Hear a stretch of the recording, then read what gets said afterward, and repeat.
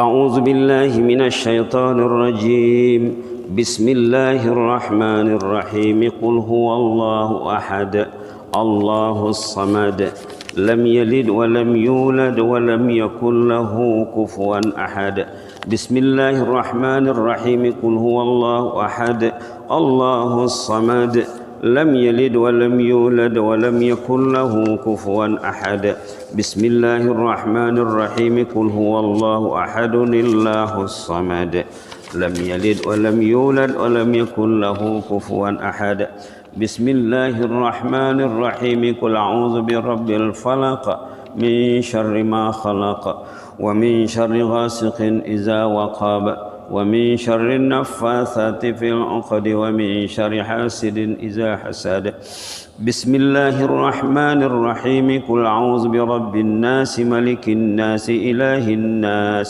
من شر الوسواس الخناس الذي يوسوس في صدور الناس من الجنة والناس صدق الله العظيم اللهم نور قلوبنا بالقرآن اللهم اشرح صدورنا بالقرآن واجعل القرآن العظيم شفيعا لنا اللهم اجعله حجة لنا ولا علينا اللهم اجعل القرآن العظيم حجة لنا لا علينا يا مجيب السائلين يا حي القيوم برحمتك نستغيث والحمد لله رب العالمين. Surah An-Nas 6 ayat pendek dibuat oleh Profesor Dr. Wahbah Zuhaili rahimahullah di bawah tajuk memohon perlindungan daripada tipu daya syaitan.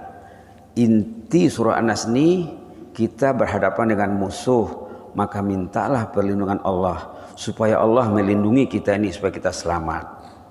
Memohon perlindungan Allah dari tipu daya syaitan. Subhanallah. Subhanallah. Qul a'udzu birabbin nas. Katakanlah. Itu makna literalnya. Kalau makna yang mudah, bacalah selalu. Mintalah selalu. Qul, mintalah.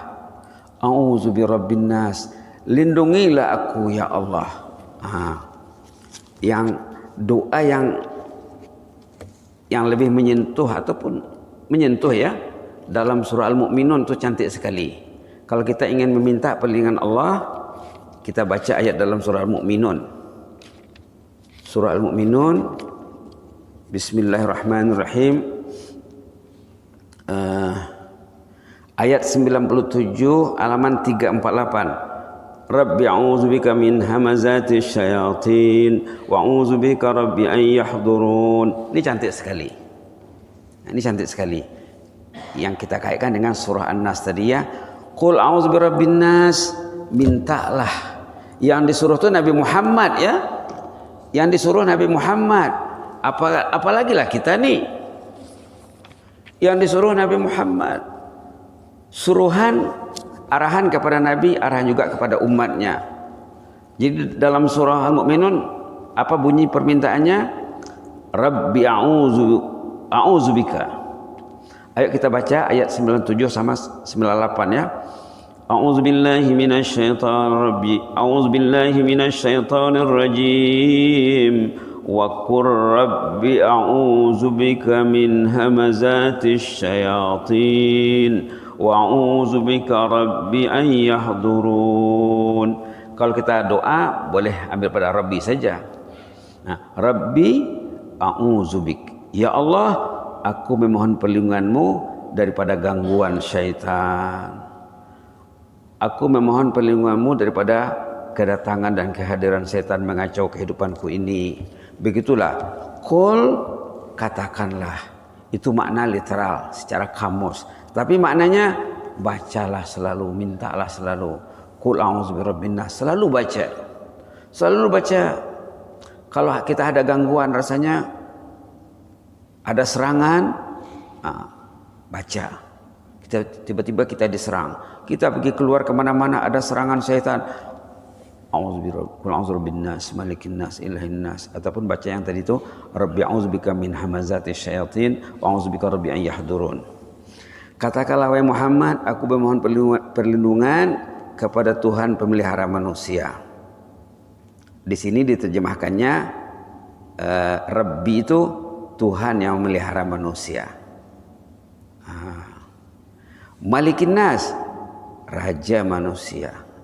Allah itu Rabb, Allah itu Malik. Ilahin nas, sembahan manusia, Tuhan yang disembah. Perlindungan apa yang diminta? Min syarril waswasil khannas, dari kejahatan bisikan setan yang senantiasa bersembunyi. Setan itu patutnya bagi orang beriman dia tak ada dalam hatinya, patutnya di luar. Saat orang itu lupa kepada Allah, setan itu masuk ke dalam. Orang beriman sepatutnya setan tidak ada dalam hatinya, karena dia selalu berzikir, selalu dijaga Allah. Tapi kalau dia lupa berzikir, nanti ada hadisnya nanti, setan akan beristana di dalam hatinya, bukan lagi keluar masuk. Dalam di sini nanti katanya bercokol katanya. Subhanallah. Ada disebutkan nanti di depan sana, setan itu bercokol, duduk Pak. Duduk. Orang beriman sepatutnya tidak ya. Orang yang beriman yang selalu berzikrullah, setan di luar. Bila orang itu lupa dan lalai, setan akan masuk di hatinya. Itu maknanya setan yang bersembunyi. Al-Khannas tuh. Makna khannas. Min syarril waswasil khannas, dari kejahatan bisikan setan yang sentiasa bersembunyi.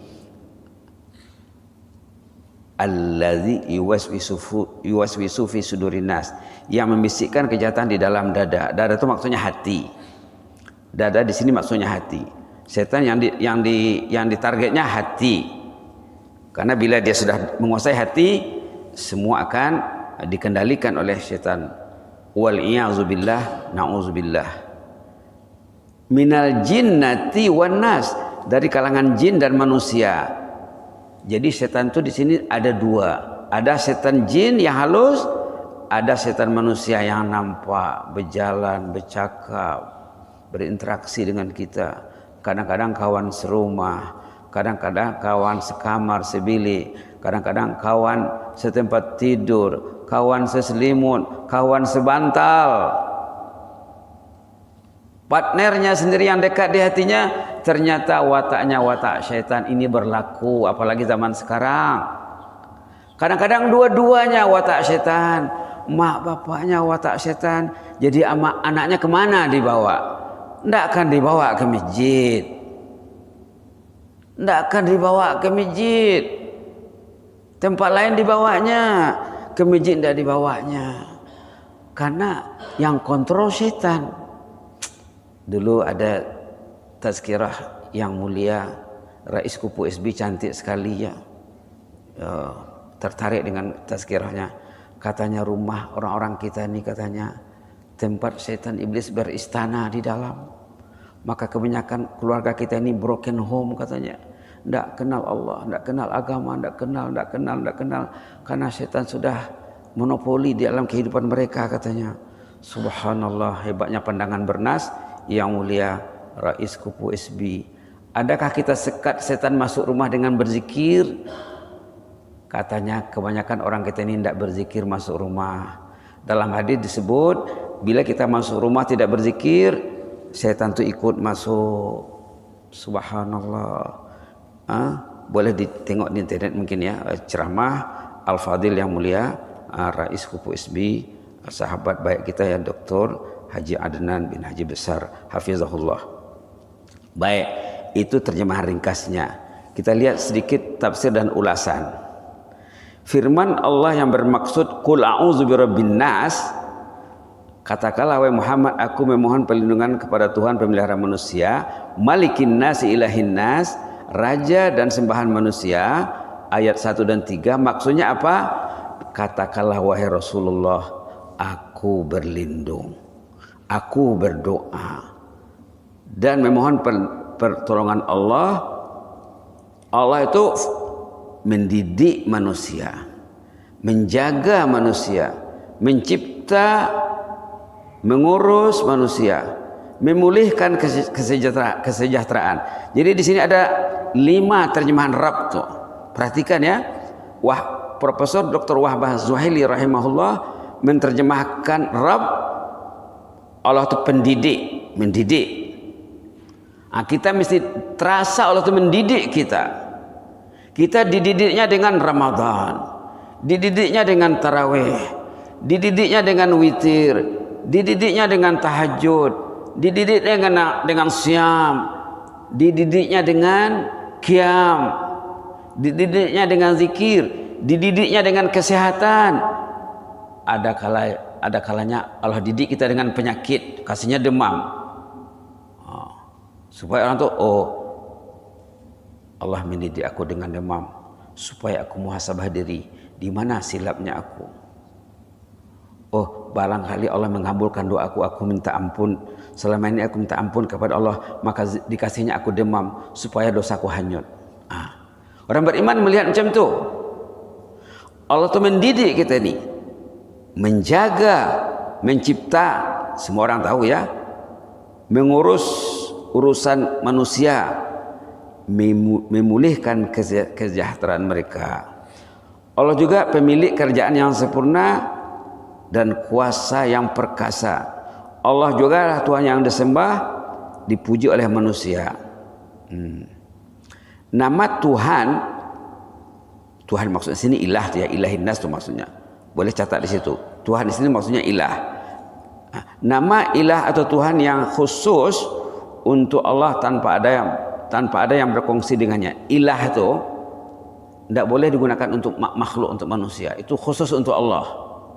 Perkataan ilah, ilahin nas. Kalau malik, raja boleh, tapi ilah tak boleh. Itu maksudnya di sini. Nama Tuhan ilah khusus untuk Allah tanpa ada yang berkongsi dengannya. Adapun penguasa malik contohnya boleh jadi Tuhan, boleh jadi juga tidak. Malik raja, Allah memang raja, boleh jadi juga manusia jadi raja dia katanya. Tapi ilah tak boleh. Ilah khas untuk Allah saja, itu maksudnya. Inilah tiga sifat bagi Allah. Rububiyah itu Rabbin Nas tu ya. Penguasa itu Malik tadi. Ilahiyah itu ilah tadi. Dialah Tuhan pemelihara atau pemilik segala-galanya. Semua makhluk dicipta dan diatur oleh Allah. Mereka adalah kepunyaan dan hamba Allah. Kita ni kepunyaan Allah, kita ni hamba Allah juga. Kemudian dia buat analisis kenapa Rabb dulu. Qul a'udzu birabbin nas. Kenapa Rabbun nas tidak ilah didahulukan contohnya. Dia buat analisis di sini, didahulukan sifat rububiyah Rabbin nas karena kesesuaian untuk menjadi tempat memohon pertolongan dan perlindungan. Pertolongan yang diminta merangkumi nikmat pemeliharaan, penjagaan dan keprihatinan Allah. Kita minta dipelihara, kita minta dijaga, kita minta diusai. Indah tu kata-kata bila kita mengatakan ya Rabb, ya Rabb. Itu zikir dah cukup ya. Ya Rabbi, ya Rabbi, ya Rabbi. Itu zikir sudah cukup. Karena di sini dicakap merangkumi pemeliharaan, penjagaan dan keprihatinan. Ya Rabb, ya Rabb. Dulu masa belajar di Arab pernah terbaca buku. Bila dah balik ke tanah Melayu tak jumpa lagi buku tadi mana perginya. Tajuknya di luar Qul ya Rabb. Tajuk buku itu di luar Qul ya Rabb. Sentiasalah disebut ya Rabb. Katalah nampak pokok ya Rabb, nampak burung ya Rabb, nampak makhluk di atas pokok ya Rabb, nampak matahari, nampak cahaya, nampak gelap, nampak hujan, nampak angin ya Rabb, ya Rabb, ya Rabb. Itu saja isi buku tu. Nampak manusia, nampak istri, nampak anak, nampak rumah. Ya Rabb, rumah ini tidak lama lagi aku duduk di dalam ini ya Allah. Nanti aku akan kembali kepadamu karena aku ini milikmu jua ya Allah. Nampak apa saja? Ya Rabb, ya Allah, Engkau yang menjadikan ini, Engkau yang mengaturkan ini, Engkau yang memiliki ini ya Allah. Ada dulu terbaca satu buku dan dibeli, bukunya tidak tebal, nipis saja, isinya nampak apa saja sebutlah ya Rabb, nampak angin, nampak hujan, nampak bintang, nampak bulan. Ya Rabb, Engkau lah yang menjadikan ini, Engkau lah yang mengaturkan ini. Subhanallah. Terpikir tentang diri masih sehat, masih boleh drive. Ya Rabb, aku masih boleh drive datang ke rumahmu ya Rabb. Engkau kasih aku cintamu ya Allah, maka aku datang ke rumahmu. Jagalah aku ya Allah. Ya Rabb, ya Rabb, ya Rabb. Sampai juga dengan ya Allah ya. Ya Allah tuh dia masuk semua di dalam. Nah, kalau yang Rabb ini difokuskannya di sini apa? Yang memelihara, yang menjaga, yang mempunyai keprihatinan, pemedulian. Allah pedulikan dia, maka ringan langkahnya datang ke rumah Allah. Allah pedulikan dia, maka dia mau mendengar azan, menyahut azan. Allah pedulikan dia, dia mau menjaga mulut, menjaga mata, menjaga telinga, menjaga touching. Touchingnya pun dijaga Allah. Takut dia menggunakan ujung jarinya ini. Ya Rabb, subhanallah, indahnya ya. Kemudian disebut pula sifat penguasaan. Tu malikin nas tuh. Sesudah Rabbin nas dikatakan malikin nas. Karena hamba Allah memohon perlindungan itu tidak mendapat pertolongan melainkan dari pemilikannya sendiri. Kan Allah memiliki kita, oleh menguasai kita. Seterusnya disebut pula ilahin nas, ilahiyah itu ya. Ini adalah untuk menjelaskan bahwa yang berhak disyukuri dan diibadahi adalah Allah, bukan yang lain. Baik, kita lihat sikit lagi ya. Kenapa disebut An-Nas, An-Nas, An-Nas? Coba perhatikan surah An-Nas yang 6 ayat pendek. An-Nas disebut 5 kali. Qul a'udzu birabbin nas, malikin nas, ilahin nas, min syarril waswasil khannas, alladzi yuwaswisu fi sudurin nas, alladzi yuwaswisu fi sudurin nas minal jinnati wan nas. 5 kali disebut An-Nas, An-Nas, An-Nas, An-Nas. Kenapa? Ini analisisnya. Manakala sebab diulang perkataan manusia An-Nas dalam surah ini ialah untuk menambahkan lagi penerangan dan penjelasan tentang martabat manusia sebagai makhluk yang mulia, memuliakan manusia. Memuliakan manusia, memuliakan manusia. Allah sebut 5 kali. Allah berfirman, Tuhan sekalian manusia, Rabbun Nas. Kenapa dikatakan Tuhan sekalian manusia, Rabbun Nas? Sedangkan Allah sememangnya Tuhan bagi sekalian makhluk, bukan manusia saja. Tapi dalam ayat ini dikatakan Rabbun Nas, Tuhan manusia. Kenapa disebut Tuhan manusia? Sedangkan Allah itu Tuhan seluruh alam, Rabbul Alamin. Nah, ini bertujuan untuk memuliakan martabat manusia juga. Rabbun Nas. Nah, sebab itulah dia disebut secara lebih khusus Rabbin Nas ya. Alasan lain ialah karena meminta perlindungan lumrahnya adalah manusia. Pada lumrahnya yang meminta perlindungan itu manusia. Subhanallah, subhanallah, subhanallah, subhanallah. Firman Allah, ini ayat terakhir, min syarril waswasil khannas. Dua sebelum akhir ya. Min syarril waswasil khannas, dari kejahatan bisikan setan yang sentiasa bersembunyi. Artinya berlindunglah kepada Allah dan dapatkanlah naungan dari godaan setan yang sentiasa menimbulkan waswas, yang sentiasa bersembunyi dan mundur tatkala disebut nama Allah. Bila orang itu menyebut nama Allah, dia keluar dari hatinya, mundur. Sekiranya manusia mengingati Allah, setan akan mundur dan mengecil. Bukan saja mundur pada masalah kecil. Dalam hadis dikatakan sampai sebesar lalat jadinya setan itu katanya, bila orang itu berzikir. Sekiranya tidak disebut nama Allah, maka setan akan semakin kambang, membesar, bermaharajalela dalam hati manusia. Hati yang kosong dari zikrullah, setan beristana di dalam. Itu maka dikatakan Rais Kupu SB, setan katanya memporak-porandakan kebanyakan rumah tangga kita ini katanya, karena tidak ada zikrullah di dalam. Kosong dari zikrullah, kosong dari zikrullah. Subhanallah. Ibnu Abbas mentafsirkan ayat ini dengan katanya, ini ulasan Ibnu Abbas. Setan duduk bercokol, aneh bercokol tuh. Dah jumpa bercokol. Tadi cakap bercokol kan? Setan duduk bercokol, dia duduk nongkrong. Nongkrong pahamkah? Hah?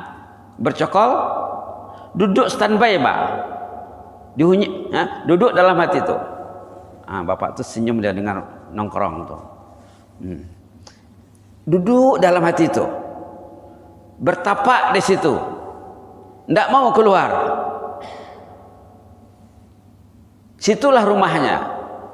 Bercokol di dalam hati manusia. Apabila manusia lupa dan lalai mengingati Allah, jika dia membisikkan kejahatan. Jadi kalau orang itu lalai, setan akan bawa mesej yang tak betul. Tetapi apabila disebut nama Allah, setan itu diam dan mengecil.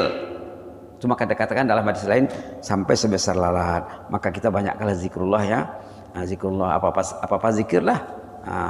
Tapi zikir yang paling galak setan, yang paling ditakuti setan, istighfar. Istighfar yang paling pendek apa? Rabbighfirli, banyak dalam Quran. Ada dalam surah Ibrahim, ada dalam surah Nuh, banyak. Kita lihat satu ayat tentang Rabbighfirli dalam surah Ibrahim. Rabbighfirli wali walidayya, Rabbighfirli wali walidayya, Rabbighfirli wali walidayya walil muslimin wal muslimat. Surah Ibrahim ya. Ini bagus. Zikir yang paling ditakuti syaitan selain daripada auzubillah, ada di sini Rabbana, Rabbi ja'alni ya. Dalam surah apa ini? Surah Ibrahim, Rabbana ufirli wali walidayya. Rabbana ufirli halaman 267 ayat 41. Rabbana ufirli wali walidayya walil mu'minina yawma yaqumul hisab. Kalau kita lihat dalam surah Nuh di belakang, Rabbighfirli. Surah Nuh ya. Rabbighfirli waliman dakhala baitiya mu'minan walil mu'minina wal mu'minat. Halaman 569. Surah Ibrahim tadi halaman 260, surah Nuh halaman 569. Rabbighfirli. Bukan 569, sesudahnya lagi. 571. Rabbighfirli wali walidayya. Inilah zikir di antara yang paling galak, takut setan mendengarnya. Rabbighfirli, Rabbighfirli, Rabbighfirli, Rabbighfirli. Jadi bila kita beristighfar, kita niatkanlah sebagai kalamullah ya. Biar nilai ikut kalamullah per huruf ya. Rabbighfirli wali walidayya, Rabbighfirli wali walidayya. Kalau nak sambungkan dengan surah Ibrahim tadi, walil mu'minin boleh juga. Rabbighfirli wali walidayya walil mu'minin. Begitulah ya. Mudah-mudahan besok kita akan lanjutkan perenggan halaman 489, perenggan terakhir. Mudah-mudahan satu kali pertemuan lagi habiskan nih. Kalau tak habis sabar sajalah ya. Memang enak dengan surah An-Nas ini. Penutupnya kita baca lagi surah An-Nas. A'udzubillahi minasyaitonirrajim. Bismillahirrahmanirrahim. Qul a'udzu birabbin nas, malikin nas, ilahin nas, min syarril waswasil khannas, alladzi yuwaswisu fi sudurin nas, minal jinnati wan nas. Shadaqallahul azim. Allahumma arhamna bil Qur'an. Allahumma nawwir qulubana bil Qur'an. Allahumma shrah sudurana bil Qur'an waj'alil Qur'anal 'azima hujjatan lana la 'alaina. Allahumma ij'alil Qur'anal 'azima hujjatan lana la 'alaina. Allahumma ij'alil Qur'anal 'azima hujjatan lana la 'alaina. Subhana rabbika rabbil izzati 'amma yasifun wa salamun alal mursalin walhamdulillahi rabbil alamin. Taqabbalallahu minna minkum.